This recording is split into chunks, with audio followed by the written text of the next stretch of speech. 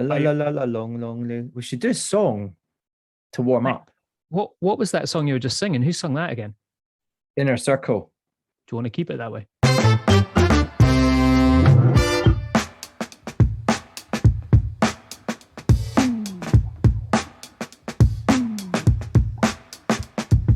Hello, everyone, and welcome to episode 13 of Not Another Whiskey Podcast. Unlucky for some, but not for us on this episode, because we're going to be sipping on some great whiskies and talking about one of Scotland's newest and hottest whiskey brands.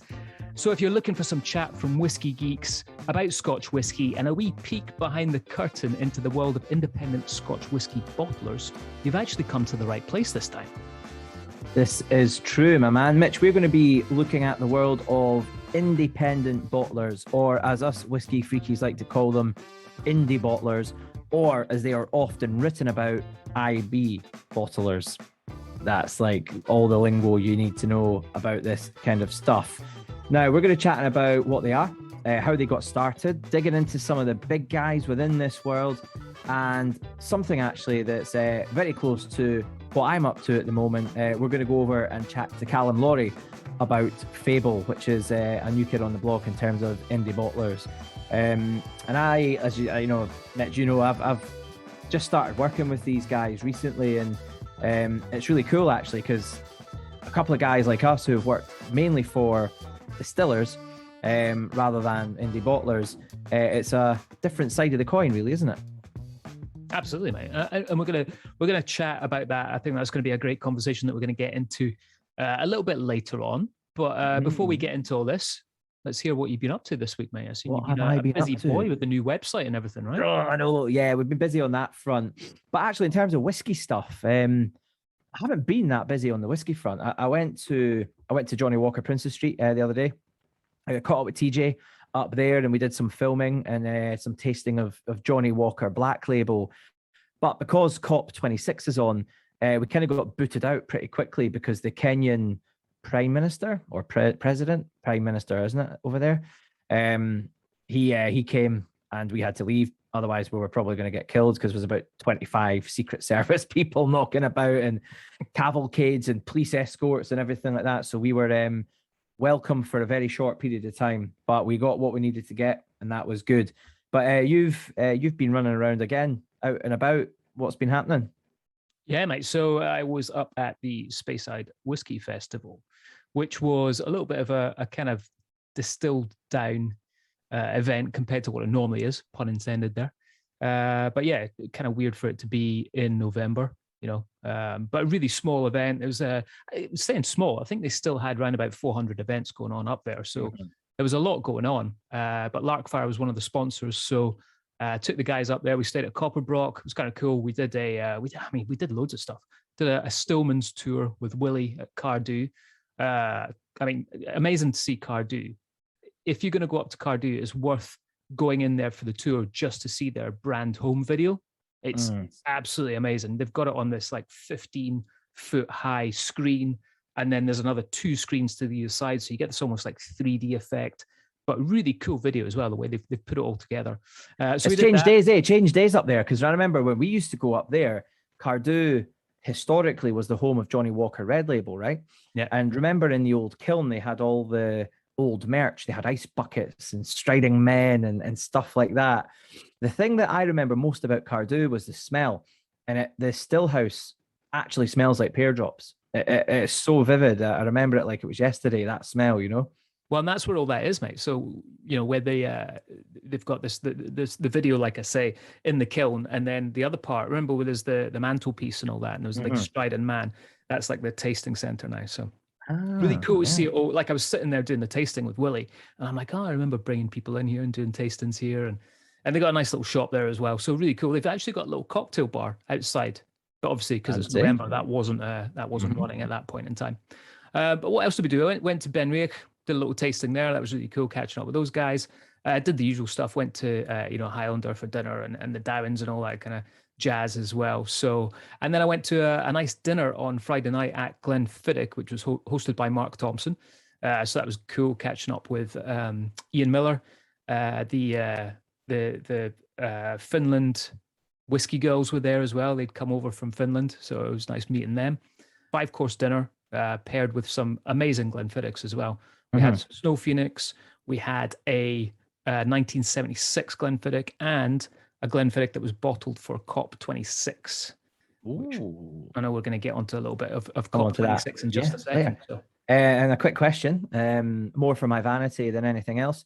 Did you meet any listeners of our podcast on your travels, Mitch? Was there anyone that you bumped into that was like, oh, I listened to your podcast? I got caught off guard a couple of weeks ago at that Naked event, and 3 people said to me, oh, they listened to the podcast. And I was quite surprised. I was taken aback by that. Yeah, mate, absolutely. Yeah, I met a few people, which was kind of cool. It's and that's been happening a lot. So thank you to everyone who's come up to us and said, they've been listening. We really do appreciate it. Daz and Mitch's Whiskey News of the Week. Well, what's been happening? I'm really excited. So we had, obviously, Brendan McCarran was on with us only a few episodes ago. And we have been quite vocal and open about our love for Bunnahabhain. And I was delighted to hear that their 12-year-old will also now have a big brother / sister, which is now a cask strength 12-year-old. And I think it's a standard release, which is really, really exciting because you're basically just getting all of that lovely nuttiness, or that fruitiness that Bunnahabhain has, and it's just going to be turned right up to 11. So they announced that just last week. I am awaiting a sample. I hear it's coming very, very shortly. You're probably not going to get one, Mitch, hopefully. Or you've probably got a bottle already, don't you? I haven't actually, but Brendan, if you're listening, you got my address, mate. You keep them coming, Brendan. But congratulations on getting that one out the door. That's a big release from them. Super exciting. And as you've already alluded to, I saw quite a few pictures of whiskey people involved in COP26. I saw Becky hosting a panel with people like Nicholas Sturgeon, which is very exciting. A few of our pals as well we saw knocking about around COP26, and you tasted a whiskey that was bottled for COP26, a nice Glenfiddich, and I saw a blend that was released. I saw that on the Keepers of the Quake Facebook page, so fairly active on the COP26 / whiskey chat. Yeah, absolutely, mate. Yeah, Mark Thompson was saying he sat down with Al Gore, gave him a little taste of that Glenfiddich that we all tried on Friday. So quite interesting. Perfect. But I think that's an interesting one, isn't it? From a COP26 sustainability, and I think there's an episode within that where we could go and have a look and see what people are up to. You go to Nick Nean and you see what they're doing with their fuel. Just as I was finishing up with White and Mackay, the guys were talking a lot about hydrogen energy being generated just out at the top of the Cromarty Firth, and that would be able to fuel all the distilleries in that part of the world. So you've got Tainanish, you've got Dalmore, then you go up to Glenmorangie, Balblair, and things like that. So that and not to forget Invergordon, of course, the grain distillery. So there's a lot of work going on in that space, and it'd be cool to get someone, an expert of that particular field, get them on and tell us what's happening. Yeah, I mean, there's so much going on. You got Diageo putting in solar farms. William Grant and Sons are doing a lot with it as well. They've just created those lorries that run off the draft, basically. Yeah. William Grant and Sons have always been big on their anaerobic digesters. Glenfiddich is pretty much running 80-90% now. I think the energy that they produce is getting put back into the grid for what they use. So there's a lot going on. And I think when we talk about Scotch whiskey, the footprint is massive. You're talking about casks that are shipped from the US, 90% of which that we use. And then you think about, I think it's around about 120-ish countries that we export to around the world. So you think about shipping all those bottles, we definitely have to do something to reduce that carbon footprint. So anything is positive, obviously, in this day and age with regards to that, for sure. Definitely. Okay, and now on to global, worldwide breaking news. It's massive. This is huge, actually. This is probably the biggest thing that's ever happened. Crazy. At Not Another Whiskey Podcast. I am here to tell you that we had our very first winner of our Instagram giveaway. The winner won a signed bottle of Deanston Virgin Oak, signed by master distiller Brendan McCarran. And our winner was Whiskey Crack. Whiskey Crack has won it. He says he's never won anything like this before, and we're his first. So I'm very pleased for him. I'm very pleased for us. There you go. That's good. Well done. Yeah. And I'm very pleased for the world of whiskey. I think whiskey is the winner here. Whiskey is the winner here. Is that what you said? That's what I just said. I said that. Yeah. So Whiskey Crack, well done, mate. And also thanks very much for entering and listening and stuff like that. We look forward to hearing how you get on with that bottle of Deanston. And I've been told that I have to make a public apology as well. Well, actually, you've let yourself down. You've let your friends down, and you've let your co-host down here. We hosted a lovely session. I really did enjoy the last one, the Cigar Malt podcast. It was brilliant. And when you went up to Spirit of Speyside, you were informed of something that was quite disappointing. I was, mate. I went up to the Craig Elkie Lodge, owned by Scott. Beautiful part. Beautiful place to stay up in Speyside. Almost as nice as Copper Brock. Not quite there, but it gets there. But Scott's got a little bar there, and he pulls out a bottle of cigar malt that we failed to mention. So the Corrimore Cigar Reserve Whiskey, which both of us, Daz, never heard of before. Yeah, is one that he's not my mate. He's not my mate, is he? He's not your mate. If he was my mate, I would know what he does. That's between me and you. He's not my mate anymore either. Is he? To this. You're dead. Yeah. You're dead to him. Yeah, he's got you out. He pulled it out in front of people. Shamed me in his bar. So good. Honestly, so good. Brutal. No, I'm joking. Well, there's another cigar malt out there. Thanks for pointing that out. That's disgraceful. Anyway, right. Let's move on before we completely annihilate you, your character. All right, let's get into this, Daz. So I thought it'd be nice to give this episode a little bit of context before we get into it. It's not everyone listening may have come across an independent bottling before in their whiskey drinking career. So for those that are kind of new to this whole concept, independent bottling is a company, or it could be a person, who basically seeks out whiskey from a distillery. They will then bottle that whiskey under their own label, sometimes mention the distillery, but sometimes they don't. And that all depends on the agreement from the actual distillery, whether they can do that or not. Now, I think the great thing about this concept is it allows you to see what a distillery has produced in a different light.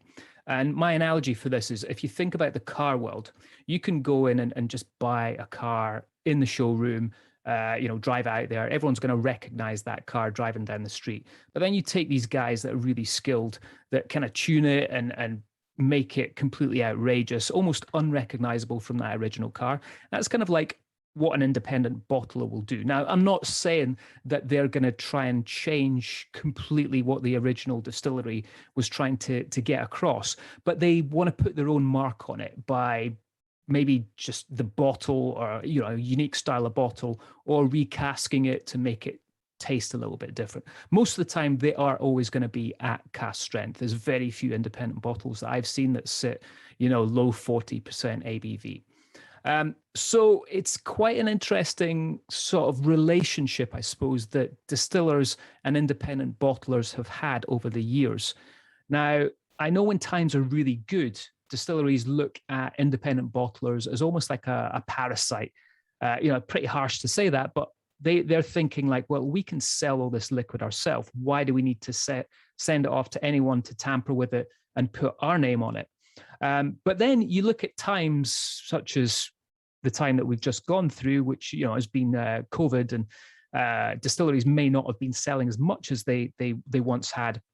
Suddenly, the independent bottlers are their best friends, and they know that they can easily sell this liquid, get that cash up front, and get that going really well. So it's kind of like this love-hate relationship that's gone on between distillers and independent bottlers over the years, and I think that's got a lot better over time. But I think one of the things that we should do, Daz, is just talk about the history, how these guys all kind of came around, and how it all came around when we're talking about these independent bottlers that are out there today. Yeah, I mean, there's some of them go back a long time, don't they? It's quite interesting, actually. I was just reading today that J.G. Thomson, one of the old independent bottlers from the 1700s, based out of Leith, their brand is being revived, and they just announced it today, owned by the Malt Whisky Society. So, you know, there's definitely a thirst there for more of these, and where they do come from, and some of these well-established, long-established sort of family businesses really is what most of these independent bottlers were, do go back a long time, right into the kind of 1800s. And you've got companies like Cadenheads and Gordon and MacPhail who are instantly recognizable. And it's funny, isn't it? Because when you talked about your car analogy, take Mercedes and they give it to Brabus, and Brabus spec it up and put the bells and whistles on it and give you a car that kind of looks like a Mercedes, but it's very different, behaves very differently. It is like that. But a Brabus is very expensive comparative to, you know, the initial model that it's sort of dressed up with. Whereas whiskey is actually slightly different to that. It's the same idea. You get somebody who has a different perception of what this whiskey can be, but more often than not, the indie bottler is cheaper than the proprietary bottler, dependent on, you know, like for like, that is, you know, at the same strength, at the same age, you would usually charge more at a distillery than you would as an indie bottler.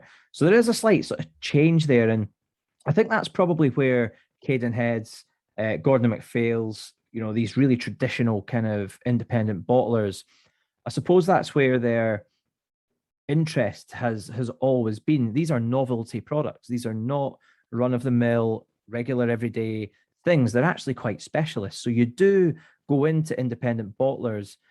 Generally, you do need a little bit of knowledge to know what it is that you're buying, because the distilleries don't always carry the name. Or the bottles don't always carry the name of the distillery, for example. So, you know, I remember at Highland Park, we would sell our new make spirit as something else. So you don't see lots of Highland Park independent bottlings, certainly from 2005 onwards. We were talking today about Glenfiddich and Balvenie and things like that. And these guys, you know, have built up stocks. And if they've had them for a long time, they may use the distillery name. But if they bought them more recently, they'll find that quite challenging. So the older guys, the guys that have been around for a long time, Lanes and MacPhail's, been there for a long time, lots of family business orientated sort of setups and things like that. And then as time goes on, you start to see guys who came into it a little bit later on. But like in the 80s, when consumption was down, whiskey, there were whiskey lakes, you know, there was distilleries closing all over the place, all the way through the 80s into the early 90s, a terrible decade, to be honest, for whiskey. Then independent bottlers become really interesting because they're helping you, you know, move stock on. They're building a market up again, you know, and developing that kind of niche, novel, but high value consumer group. So yeah, there's some guys have done it for a long time and done it really, really well. And there's people who have come into it much later on. But I think Samaroli, one of the guys that really helped build the credibility and trust within independent bottlers, is unquestionable. Like the Samaroli bottlings are really highly sought after. The Italian market in the 70s and into the 80s was the #1 malt whiskey market in the world. And he was really one of the first ones to release it as kind of cask strength, as a standard, you know, so unadulterated, purest whiskey stuff. And they loved it. And now those bottles sell for a lot of money because they came to Scotland. They literally could, before visitor centres, these guys were knocking on the doors of distilleries and being guided by Stillman and Maltman and things like that. They were selecting casks going, these ones are absolutely sensational. Can we get those from distilleries that people didn't really know much about? And I'm talking about distilleries like Clynelish, for example. You know, some of the Samaroli bottlings of Clynelish are really highly sought after, very highly revered whiskies, and absolutely sensational. So independent bottlers have a good reputation of delivering great whiskies at good price points, and people behind them who really, really care about the quality. And that's Gordon MacPhail, it's your Signatories, it's your Adelphis, all of these guys, Samarolis. And I love that, you know, because it's a different world actually, and it's very different to the branded world that we are both very familiar with. And we're openly, you know, we're not as familiar with the indie bottlers. Yeah, I think our problem, mate, is we've always had some amazing juice to drink from the actual distilleries that we've worked for in the past. Yeah. You know? So it's for us. I remember as well, one of the first independents I had was a little bit off. I didn't really enjoy it.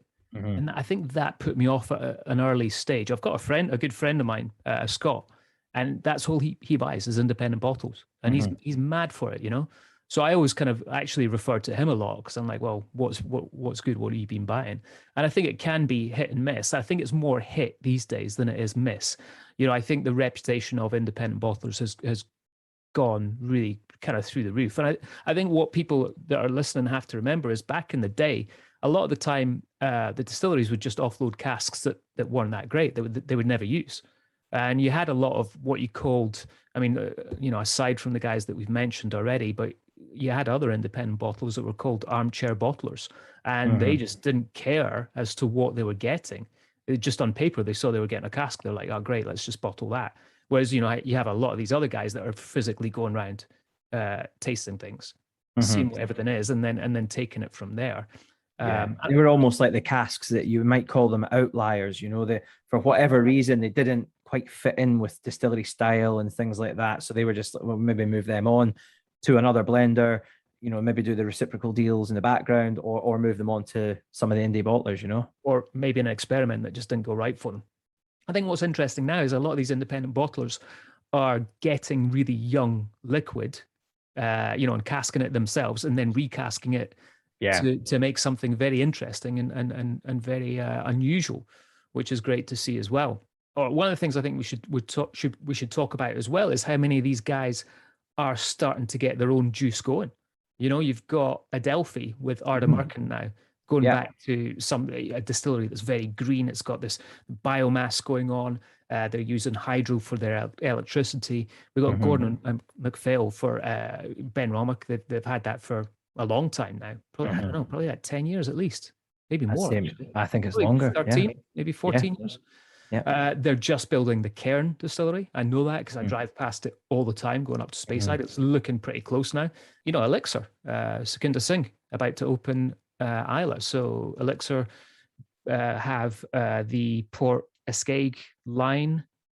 And what's the other one they do? Elements, that's it. Element series. Yeah. So, those three guys, just to start off with, have all got distilleries. Yeah. No, totally. And it seems to be the kind of pattern. And why not? The other thing that's really interesting, and I know this from my times at Macallan, is some of the stock that these guys have. You touched on it there. I guess maybe the perception is that maybe the independent bottlers only have young stock. I know that's not the case. So the oldest whiskey ever released was released by Gordon and MacPhail. So they have older stock of Glenlivet than Glenlivet do. And Macallan, not too dissimilar. I know Gordon MacPhail had quite a lot of old Macallan at one point. So it's really interesting when you sort of hear what's going on there and why, because years and years ago, it would have been very difficult to predict what was going to happen in the early 2000s with single malt whiskey, and it really has shot up very quickly in that sort of 21 years. And it wasn't so rosy in the 90s. So, people were moving stock around and people sat on things, played the long game, maybe played it was a bit luck involved with that for sure as well. So some of the independent bottlers have got some old juice and they've maybe sat on it for a long time, looked after it in their own wood. So the quality cues are absolutely there. And that's why, you see an 80-year-old Glenlivet being released, not from the distillery, from Gordon and MacPhail itself, which is super cool. Yeah. And I think as well, the other cool thing is that some of these guys are now starting to create experiences. You've got Douglas Lane, which is about to, I know they've started work on this hotel in Huntly, which is going to be interesting to see. And then our friends at the Scotch Malt Whisky Society, 4 locations in the UK.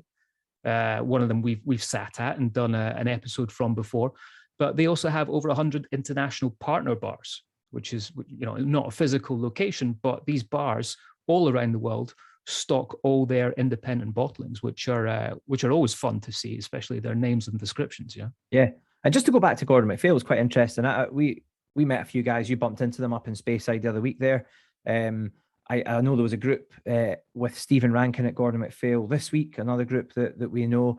Gordon MacPhail do that very, very well. They've got sample rooms. They have a library of cask samples that they take people through to let them understand the different generations that have passed through that family, the Urquharts, and also where they're at today in terms of their inventory and things like that. So not just a deep range of whiskies, but very broad. You know, they've built up a number of casks from almost all of the distilleries over a long period of time.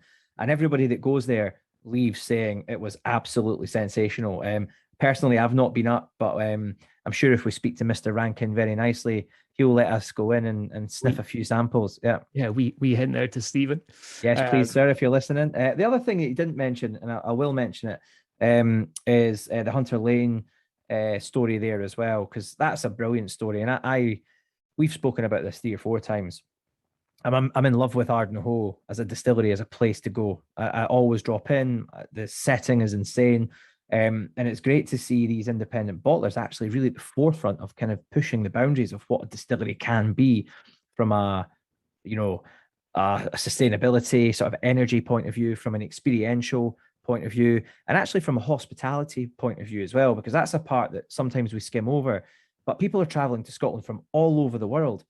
And when they arrive at one of these distilleries, they do need to be looked after properly. And I think what a lot of these new distilleries are doing is upping the standard of hospitality. You know, how do you look after people? How do you make great coffee? You mentioned there a distillery, Cardew's now got a bar. Every distillery should have a bar. We serve drinks. It's mad that distilleries never had bars up until recent. I mean, very few distilleries have bars. It's mental. Well, it's another guest, Mitch, another episode. So it's one that I'm quite excited about, because I know Calum very well, as do you, but I'm working with Calum on Fable. But it was Calum's idea as one of the co-founders of this idea, this project. And we talked about indie bottlings. Calum, you weren't here earlier, but we were talking about some of the established names, you know, the Gordon and MacPhails and the Adelphis and stuff. And these guys have really built up a great reputation of putting out some delicious whiskies. And I guess it was a great opportunity to sort of talk to someone who's created something recently which is so eye-catching and quite different for the category of independent bottlings as well, which brings in different ideas. So, you know, Calum Laurie, who, for those of you who are listening who don't know him, is the co-founder of Fable, and Fable is an independent bottler that's just recently launched. First bottles went out in June, Calum, is that right? Yeah, that'd be right. So how do you start an independent bottler? Did you go for a beer and just have a crazy idea? How did it all come about? Yeah, absolutely. It's a good question, and sometimes I look back and think I'm not actually sure how we came up with it ourselves, but it was myself and my business partner Andrew Torrance. He used to be the MD at the whiskey shop. Prior to that, he'd been in the industry for a long time, working for the likes of Morrison Bowmore back in the day. And we had worked on launching Copperdog whiskey together. So we kind of always known each other. It was actually way back when we worked at Rick's, Daz, you were a wee bit later than me. That was a bar in Edinburgh. That Andrew was actually my rep for Fior Brands, it was called at the time. So that was the that's quite funny. Basically, every story I've got always starts at Rick's. Rick's, yeah, exactly. So I'm glad it's not just me. Literally I think every episode so far has mentioned Rick. Literally every episode. Not another Rick's story. Everyone's just going to start tuning off now, going, here we go again. Rick's again.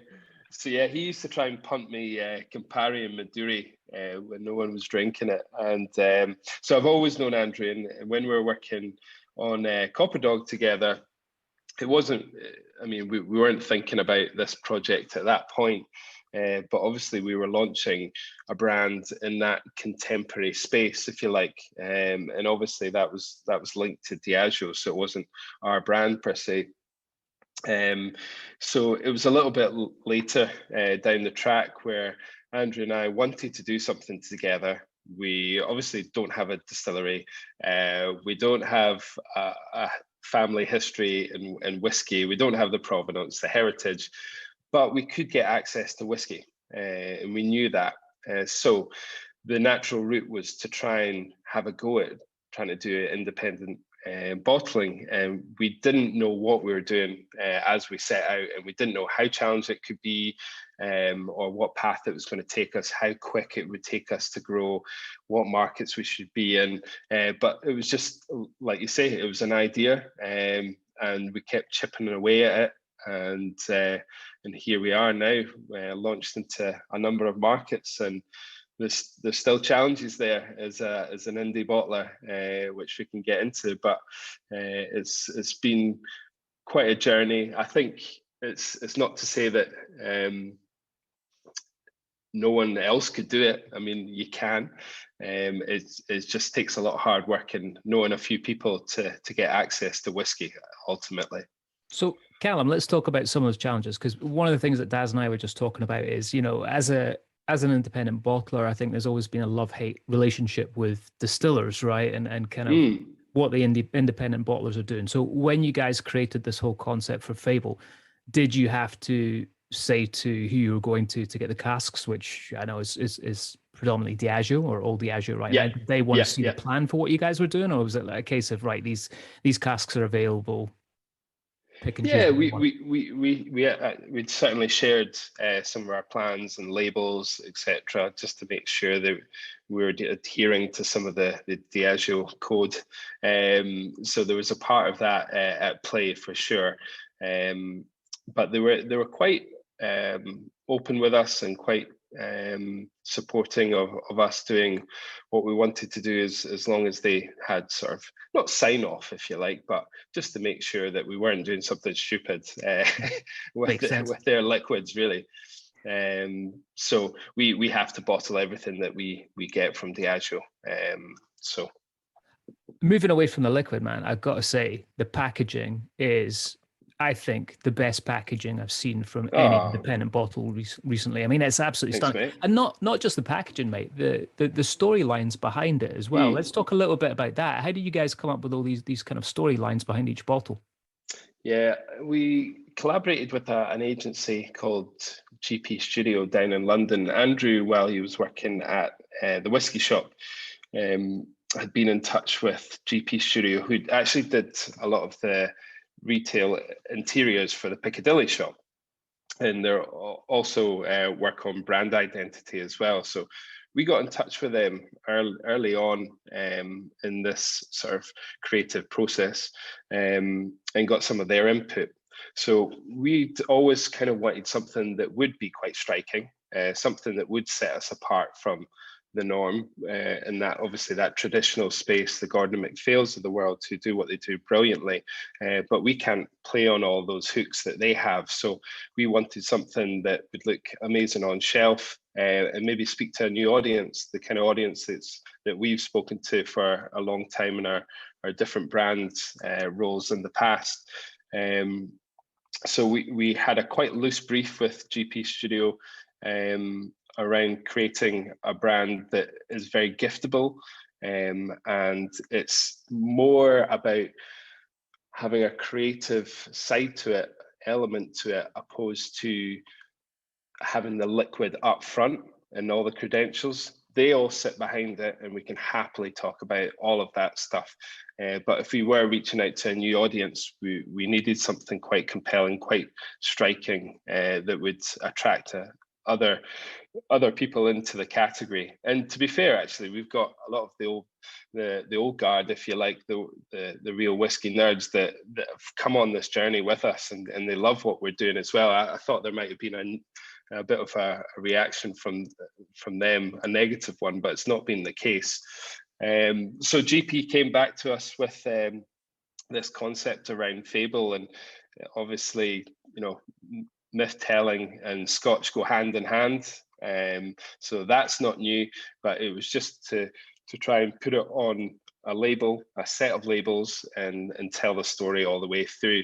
And it was really to champion all the creatives that get a part of this as well, opposed to the usual brand managers that might take all the glory for coming up with something. Oh, don't say that. There's brand managers that listen to this. They've all just suddenly turned off. I used to be one of them. But it's true, eh? I mean, I remember we were chatting about this not so long ago, Calum. I do remember we did the Valhalla collection on Highland Park, and it's where you've got one big story and it has many characters within it. And it's a great thing for people to follow. It's a great thing for people to collect. And the one thing I think I learned was it was actually a brilliant way to bring people in for the first time. something they recognize or something they relate to, art, story, whatever it might be. And then they get into the whiskey. And it is funny because having done quite a few tastings now with Fable, the old guard, they like it because it's another version or another example of some of these distilleries they just can't normally get their hands on. Ewan, Linkwood, Blair Athol, these distilleries are not always readily available. So they quite enjoy that exploration and that adventure piece. But then also the new person who's never tried an independent bottler before is brought in through the creative elements because it looks so striking and it is so appealing. So it's one of those that I found quite interesting, just when you speak to different types of people, just the different ways that people are coming into Fable. And I think it's maybe we're starting to see independent bottlers, cask strength, single cask things, I don't want to say mainstream because it's not the right word, but having a broader appeal perhaps than they ever did before because of products like this. We look at the guys at Bramble Whisky Co. Beautiful, striking labels, good whiskey as well, backing it all up. But probably it's not the whiskey that's bringing people to that bottle in the first place, Yeah, no, I completely agree. I think there was a moment in time when I was in Nauticus in Edinburgh with Kai on. I kind of glanced up at the back bar and noticed how many indies were out there. And for him and what he was looking for with his customers were to give them something different each time. There was no real point for him to say, have the Glenmoe 10 every time. What could we give our customers that a little bit different? So you could see that, it's indies aren't mash yet. I don't think they ever will be as such, but I think there certainly is more of a demand. So we're just hopefully at that kind of right point of the indie journey now to get a bit of awareness. Mate, let's talk about these. So you've kindly given me some samples, or Daz gave me some samples. I'm assuming it would have been you that gave the samples to Daz to give to me. So I'll thank you. I'm just a middleman. That's it, exactly. I'll be checking the office tomorrow to see what's gone. So I'm assuming, and correct me if I'm wrong here, but I know chapter 2 is the Linkwood, but just nosing them there, I'd go Linkwood, Dalyu, and Kalila in the order that I taste them. Is that the way you guys normally do it? No, definitely. I think Linkwood obviously is that great introduction, that more, and we'll go into taste it, but that slightly softer, grassier, fresh style of whiskey. Lemon, mate. I get huge punches of lemon coming through from this. It turns it quite a bit more spicy with a little dash of water as well. Yeah. Me as well with Linkwood, I always find is that little bit of soft, almost soft white chocolatey kind of mallowy sort of vibe, vanilla into sort of malted vanilla, that Caramac type quality. And I really do like that. It's very subtle, but with Linkwood, with all the grasses and the apples and the yellow fruits and stuff, it is always kind of there in Linkwood. And Linkwood, bizarrely, when you speak to people, it has a really strong following. For people that like it, they absolutely love it, don't they? It's funny. Yeah, no, it's been one that I didn't realize how many fans of Linkwood there would be, and that always comes up in any tastings is one of the highest out of the set, which is amazing, because I thought they would have gone for maybe something a bit more fruitier, bit more spicier, or moving over to the likes of an Isla or something. But I think it's a great introduction to our range, certainly. So Calum, let's go through this one. Tell everyone what it's aged in, year, all that kind of good stuff, ABV. Yeah, well, I mean, I'm not sure which one you've got there, but effectively we've got 11 chapters in our story. And each of those chapters are linked to a certain distillery. So Kalila is chapter 1, Linkwood is chapter 2, as you've said there. And we'll do different iterations, different ages, different wood finishes in future for each of those different chapters, but it'll always remain the same distillery type. So the Linkwood that you might have is maybe around a 12-year-old, perhaps. Yeah, 2014 is the one I've got. Okay, so you've got the 7-year-old. So this one we've just launched. We're just launching into the UK. Not in front of me, actually. I've got a 12-year-old right here. Look at you, posh boy. No, the one that gets the good stuff. I didn't want to give him all the good stuff, Callum. I didn't want to give him the good stuff, you know. But it's actually he gets enough.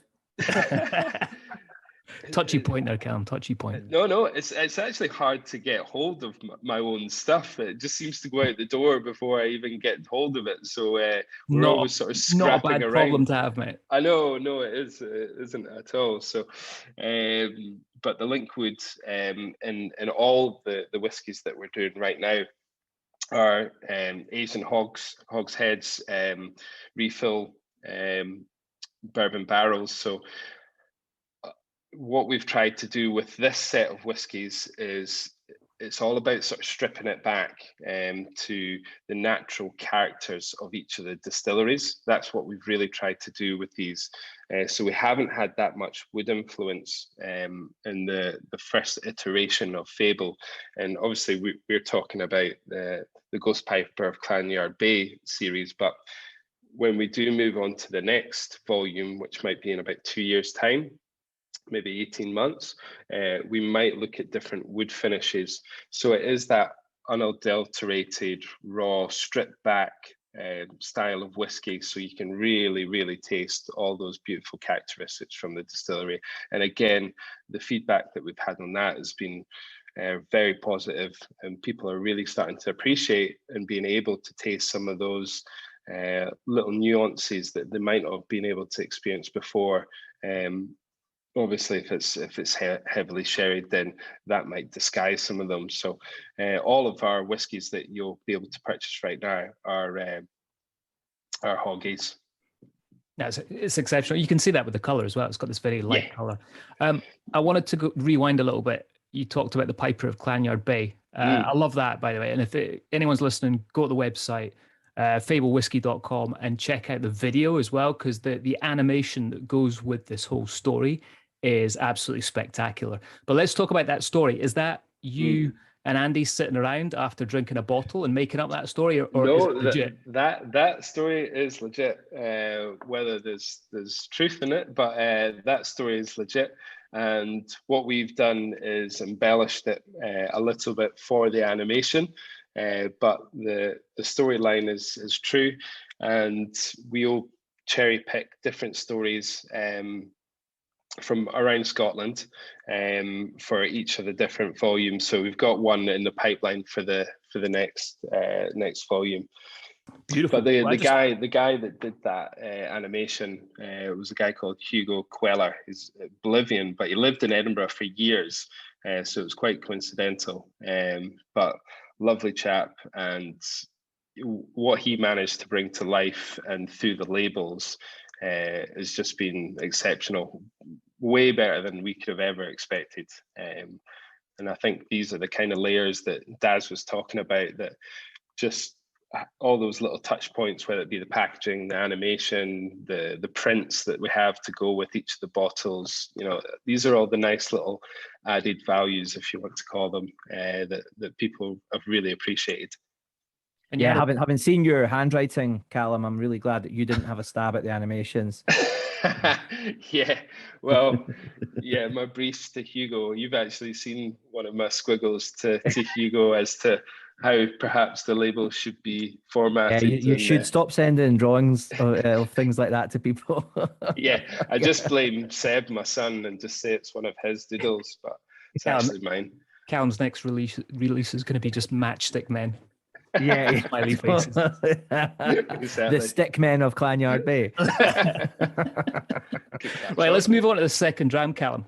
This is one that's close to my heart, because you got a bit of Dalyun here, which I think is one of the most underrated single malt Scotch whiskies out there. And Daz and I have chatted about this before.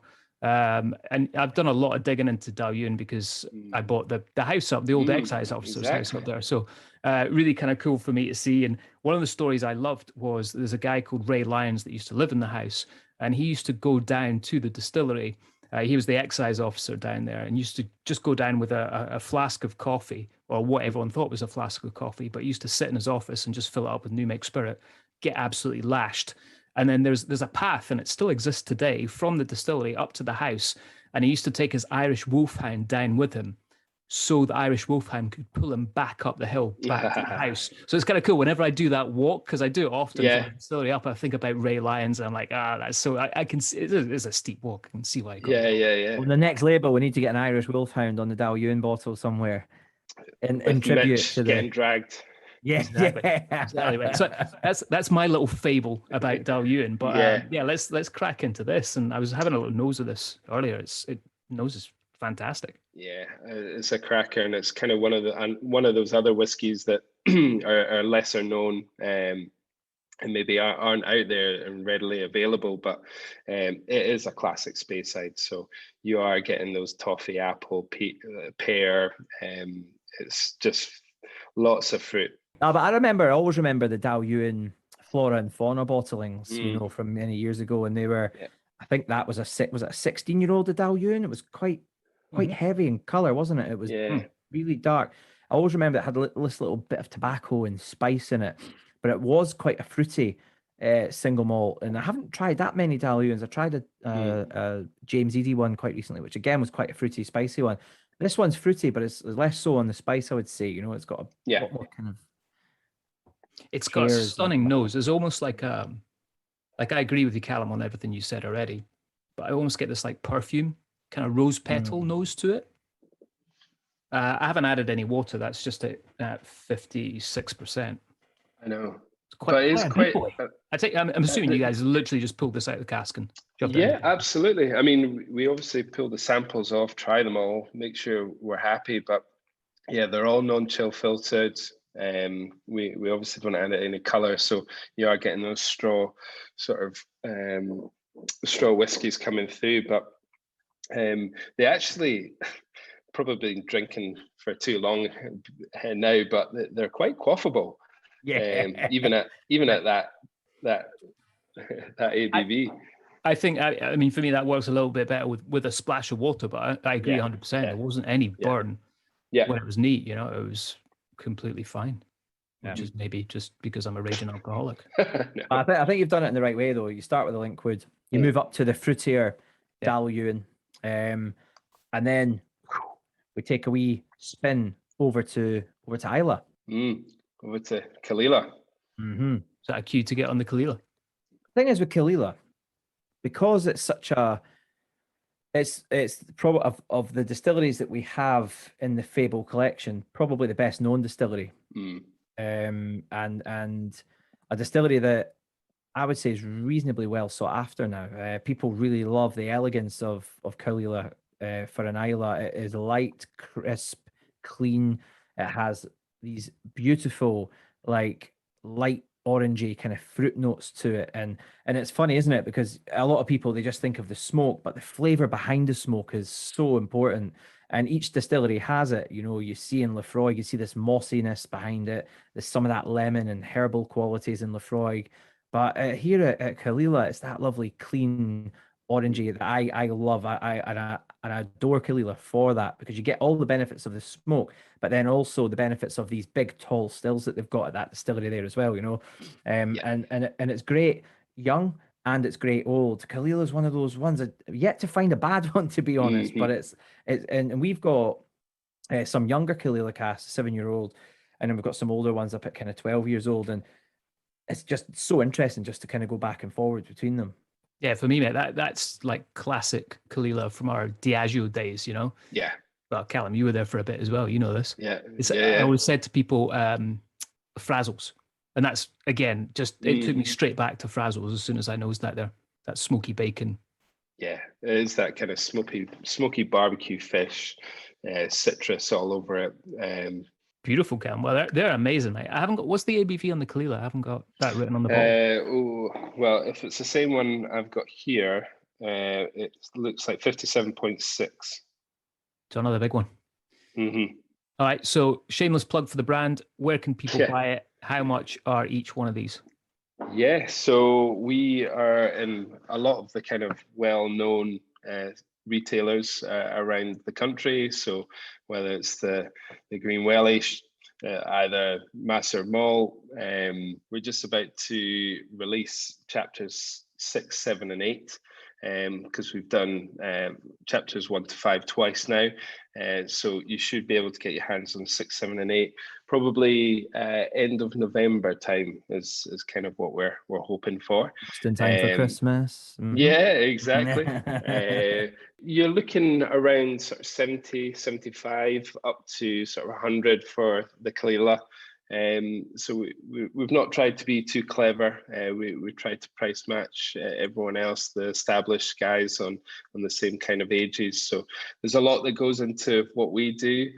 We're small, but we don't want to price people out. Basically, we want people to enjoy our whiskey. Yeah, so check them at Fable Whisky on social media, and you can find out more about the whiskies. You can check out all the beautiful packaging that we've been talking about, and we'll share some lovely pictures as well on Not Another Whiskey podcast as well. So, Calum, do you want to hang around for some top facts about independent bottlers? Absolutely. All right. So, interesting facts about independent bottlers that will not get you any friends at a bar. Now, as we discussed earlier on, a lot of distilleries are kind of funny about putting their name on a bottle from an independent distiller. So they came up with this idea called teaspooning, which is very different from teabagging, Daz. Remember, is it? Back in your days in Rosyth, I know that went on a lot. So this is very different, not to get confused. So teaspooning is when basically a distillery will take a cask of whiskey and they'll drop a teaspoon of another style of whiskey into that cask, and then it becomes a blended malt, no longer a single malt Scotch whiskey. So an independent bottler can't put their name on it. So this is very much done to protect the integrity, I suppose, or if a company is very precious about their brand going out there. So a couple of examples of these. Well, it originated, I believe, from William Grant and Sons. Daz, I don't know if you've got anything to contradict that, but I believe William Grant and Sons started doing it. So they've got different names for their whiskies when they do this. So Wardhead is teaspooned Glenfiddich, Burnside is teaspooned Balvenie, and Alduni is teaspooned Kininvie. And then I know that Moët Hennessy Louis Vuitton do it as well with Glenmorangie, and they call that Westport, and they teaspoon a little bit of Glenmurray in there. So there you go. How many independent bottlers are there? I've had a bit of research on this. Mitch, you've done others, which is contrary, but we reckon there's definitely over 100 independent bottlers. I thought it was 61. Mitch, you think it's over 100. Calum, as an independent bottler, what are you thinking? I would have thought around 40, but I didn't realize it would go as high as that. Mm-hmm. I'm going to stick to 61, which includes Fable. There you go. Right, Mitch, what's next? Well, I was going to talk about the Single Malt Scotch Whisky Society again. So Scotch Malt Whisky Society now has over 30,000 members internationally. And as we previously mentioned, it has 4 venues around about the UK. It was founded in 1983 by a gentleman called Pip Hills. He was an avid whiskey fan, still is an avid whiskey fan, living in Edinburgh at the time. And he did a trip up to the Highlands of Scotland in the late 70s where he bought a cask from a family-run distillery. I couldn't find out what distillery that was. He then shared it with his mates who loved how it tasted. And then they went and bought another cask of Glenfarclas, and that's how it all kind of kicked off. Until eventually they formed a society which went public in 1983, getting to where it is now. So pretty incredible story when you think about how successful that is now. Yeah, definitely. You mentioned it a lot. You got shares in them or something? Yeah, it's good, man. How many countries are they in, Mitch? I don't know. I did look at their partner bars internationally, and there was over 100 bars in there, probably from, I don't know, maybe 15, 20 countries. Mm-hmm. So they're doing all right. Yeah. Oh, well. Get to that point, mate. Then I'll be impressed.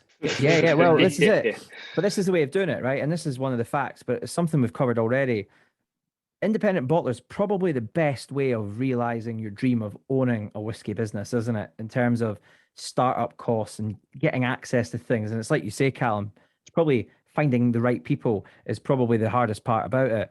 And actually, if you want, you can actually contract out every part of the process or bits of the process, depending on where your passion sits. So if you like blending whiskey, or if you like doodling and making labels, there's bits of that you can do yourself, or there's bits of that you can sort of let other people do if you can afford to do it, of course.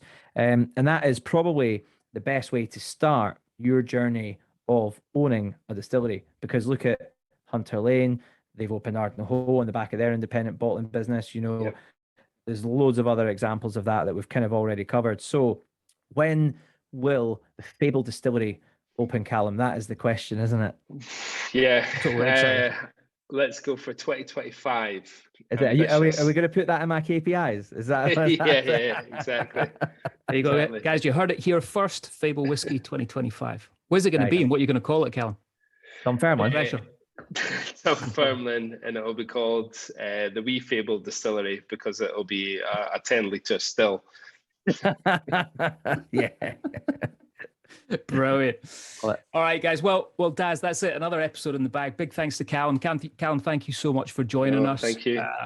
And like I said earlier, thank you to everyone who's been listening to our episodes and coming up and giving us some positive feedback, both virtually and in person. It's great to get that. If you are listening to this on Spotify. Nice. If you're listening to this on Spotify, if you're listening to this on Spotify, I've attached a wee poll asking what you guys would want to see us do in future episodes. Personally, I was thinking about shaving Daz's head for a session, but I don't think that would translate too well in a podcast. So I might have to rethink that one. But if you're listening on another platform, please feel free to hit us up on Instagram if you don't want to do the Spotify thing, or which is, not another whiskey podcast, or hit us up on an email, whiskeypodcast@gmail.com. We'd love to hear from you guys. And who knows, we might even give you a shout out on the next show, right, Daz?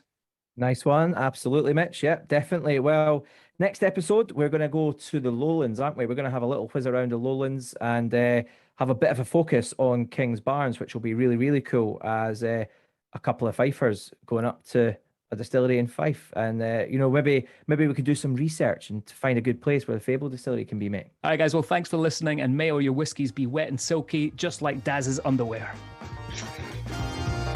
Sounds it.